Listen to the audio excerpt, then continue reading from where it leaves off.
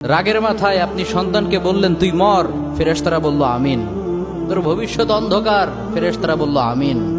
রেগে মেগে আপনি আপনার মেয়েকে বললেন জীবনেও তোর কপালে স্বামীর ভাত জুটবে না, ফেরেশতারা আবারও বলল আমিন।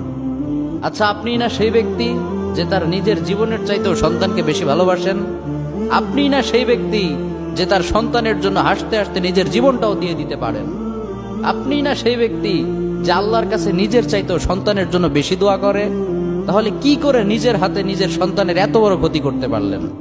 Doesn't make any sense. Common sense বলতে কিচ্ছু নাই আপনাদের? আপনারা কি জানেন না আপনাদের রাগের মাথায় বদদোয়া করাগুলো ফেরেশতারা আমিন বলে? দাওয়াতুল ওয়ালিদ আলা ওয়ালাদিহি, বাবা মা তার সন্তানের জন্য যেই দোয়া করে সেটা ভালো হোক কিংবা বদদোয়া হোক, আল্লাহ সেটাই কবুল করে নেয়। এজন্য খবরদার, নেভার কার্স ইউর চিলড্রেন। রাগের মাথায় কখনো সন্তানকে অভিশাপ করবেন না। খুব বেশি রাগ উঠে গেলে তার জন্য উল্টা ভালো দোয়া করেন। কাবা শরীফের একজন ইমাম আছে, ইমাম আল কালবানি। তার মায়ের যখন প্রচন্ড পরিমাণে রাগ উঠে যেত,